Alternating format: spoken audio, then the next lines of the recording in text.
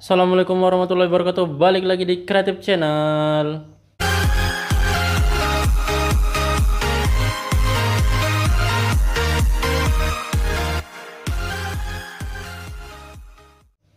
Oke guys, balik lagi di Sentra Rumah Jamur Instan Serbelawan, channel inspirasi, motivasi, dan semangat untuk berwirausaha ya guys. Balik lagi di pagi hari ini kita ngobrol-ngobrol nggak penting, ngobrol-ngobrol soal masalah usaha budidaya jamur tiram. Semoga yang belum subscribe cepat subscribe, nyalakan notifikasinya supaya kalian tuh nggak ketinggalan uploadan terbaru dari Creative Channel. Karena banyak yang nanya materi yang udah Instan sampaikan tapi ditanya lagi ya guys ya, itu mungkin karena kalian nggak nyalakan loncengnya. Pencet subscribe-nya kemudian dinyalakan loncengnya supaya ya uploadan terbarunya itu langsung masuk ke notifikasi handphone kalian guys. Jadi pada video pagi hari ini adalah tampilan ya guys ya, berhubung ada yang nanya juga, padahal ya udah Insan buatkan videonya, tapi karena ditanya lagi jadi Insan buatkan sekilas dulu. Ini adalah salah satu cara menyusun log yang baik ya guys ya, menurut versinya Creative Channel. Jadi kalau misalkan setelah ditanam umur 2 atau 3 hari, disusun seperti ini guys, disusun berbentuk segitiga seperti ini supaya sirkulasi udara di bagian tengah itu tetap lancar ya guys ya, supaya miselium yang bagian bawah atau bagian tengahnya itu juga tidak mati karena kepanasan. Jadi sirkulasi udaranya tetap lancar, bibitnya tetap jalan dengan bagus, miseliumnya tetap bagus. Nah jadi seperti itu guys ya, sekilas buat teman-teman atau yang baru nanya tadi pagi nih guys, nanya dari WA. Jadi susunannya seperti ini ya mas. Silakan dipraktekkan di rumah, semoga hasilnya bagus dan naik kita jalan-jalan ke Kumbung. Nah balik lagi ke Kumbung yang berantakan ini guys, kita akan ngobrol-ngobrol santai, ngobrol-ngobrol nggak penting. Nah jadi pada video kali ini temanya itu Insan mau mengangkat tentang masalah bibit ya guys ya, seberapa penting pemilihan bibit F2 untuk pembuatan backlog jamur tiram. Jadi supaya kalian itu tidak kecewa membuat backlog kok masih gagal-gagal aja. Kesalahannya di mana? Mungkin salah satu faktor terpenting itu adalah dari pemilihan bibit. Pemilihan bibit untuk log yang bagus itu adalah menggunakan F2 yang bagus, yang benar-benar F2. Jangan asal memilih bibit yang murah. Karena banyak penjual mungkin ya, ini nggak Insan bilang nggak semua, tapi ada beberapa yang menjual F2 itu murah, tapi ya kualitasnya juga murahan ya guys ya. Jadi alangkah baiknya itu kalian mencoba dulu beberapa di beberapa produsen F2, beberapa penjual F2, supplier F2, supaya ya kalian mengetahui mana yang paling bagus, baru itu dilanjutkan kalau misalkan kalian belum bisa buat F2 sendiri. Jadi jangan asal memilih, karena faktor pemilihan bibit F2 itu juga sangat berpengaruh untuk perjalanan backlog ya guys ya. Saya akan memberikan beberapa keuntungan jika kalian memilih bibit F2 yang baik, bibit F2 yang benar-benar tajam miseliumnya, yang benar-benar F2 dari keturunan pertama terus keturunan kedua, kemudian nggak diturunkan lagi ya guys ya. Karena ya ada juga beberapa yang buat F2 itu katanya F2 tapi nyatanya F3, F4 dan seterusnya. Memang bisa guys, bisa sampai mau ke F10 pun bisa diturunkan, tapi kualitas ketajaman bibit ataupun kekuatan bibit dalam menembus hama-hama seperti jamur liar atau miselium liar, kemudian serbuk kayu yang kurang matang, nah seperti itu sangat lemah ya guys ya, itu bisa kalah. Nah jadi kalau misalkan kalian memilih bibit yang tajam itu, beberapa keunggulannya akan Insan berikan di sini. Yang pertama itu kita lihat dari gambar seperti ini ya guys. Nah kalau dari beberapa petani jamur, mereka bilang yang udah sukses itulah ya guys ya. Nah, kalau misalkan log yang seperti ini udah dikatakan gagal ya guys ya. Ini udah dikatakan gagal karena ini kontaminasi parah. Ini akibat dari sterilisasi yang kurang matang. Karena Insan dari kayu, jadi sulit untuk memprediksi kematangannya ya guys.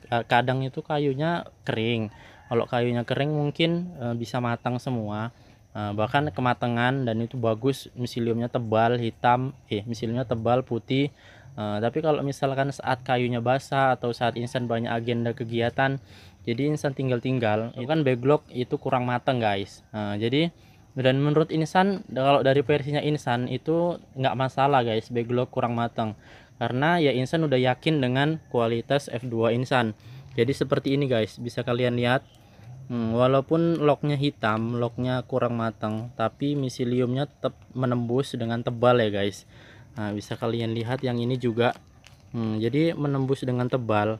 Nah, jadi salah satu keunggulan jika kalian menggunakan F2 yang bagus, F2 yang berkualitas itu adalah ya ini guys. Miseliumnya tebal walaupun locknya itu kurang matang, sterilisasinya kurang matang, ataupun misalkan kalian saat inokulasinya itu kurang steril.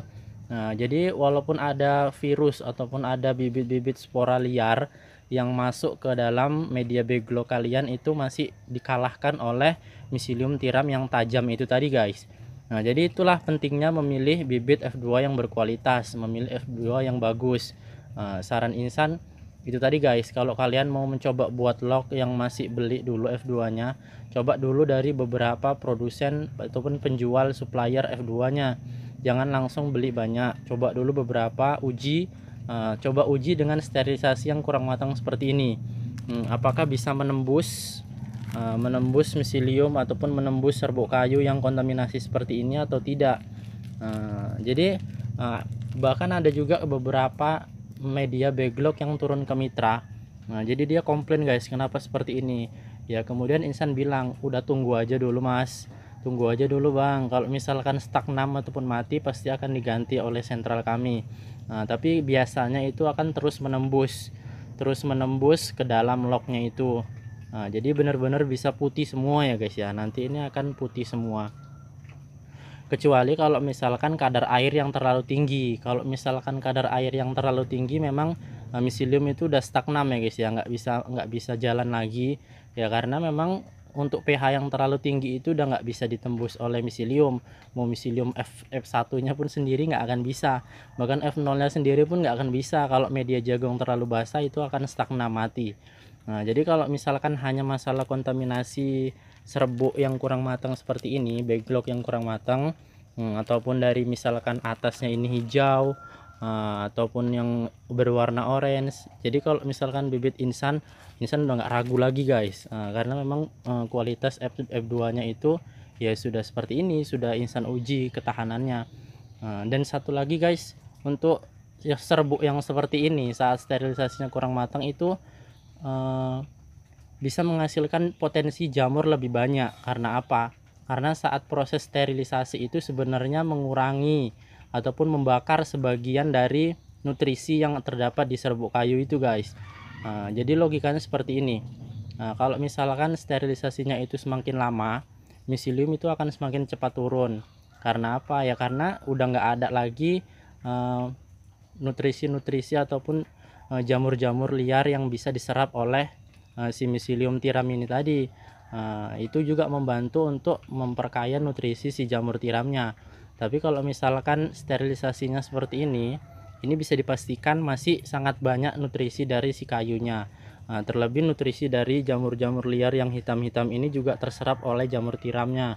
Itu bisa menambah nutrisi si jamur tiramnya, bisa menghasilkan pinhead dan bisa menghasilkan jamur lebih banyak dan lebih berkualitas. Jadi kalau dari sepengalaman Insan itu ya guys ya.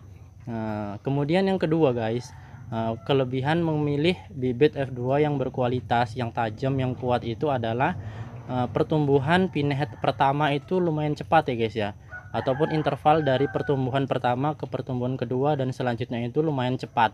Misalkan hanya 10 hari sampai 15 hari itu udah termasuk cepat ya guys. Karena ada yang sampai nunggu berbulan-bulan baru tumbuh yang kedua, ada yang nunggu sampai 20 hari ataupun 25 hari baru tumbuh yang kedua. Seperti itu bisa jadi itu faktor dari bibit F2 nya yang lemah, ataupun bibit dari F2 nya yang kurang bagus. Seperti itu guys, karena dia lama mengumpulkan miselium hifahnya itu, sehingga lama membentuk batang pinhead. Jadi kalau miselium yang kuat, miselium yang tajam itu biasanya cepat dia mengumpulkan nutrisi dari kayu, kemudian cepat menumbuhkan pinheadnya. Tanpa dibantu perangsang, tanpa dibantu penyubur, dia udah langsung terkumpul ya guys ya. Jadi itu keunggulannya memilih bibit F2 yang kuat, yang berkualitas, yang bagus, yang tajam. Seperti itu guys. Kalau masalah ciri-cirinya ya, salah satu caranya itu ya, satu-satunya cara ya dengan cara mencobanya seperti ini guys. Cobanya ke dalam backglock, Nah, kalau misalkan biasanya ini kalau satu produsen udah membuat miselium ataupun membuat F2 yang bagus, dia itu akan konsisten membuat F2 yang seperti itu. Tapi kalau misalkan baru pertama nyoba aja menghadapi masalah ataupun kontaminasi backlog yang seperti ini itu nggak jalan, nah berarti itu ya udah, berarti selama ini dan seterusnya itu ya bibitnya itu ya seperti itu ya guys, kurang tajam, kurang bagus ya mungkin.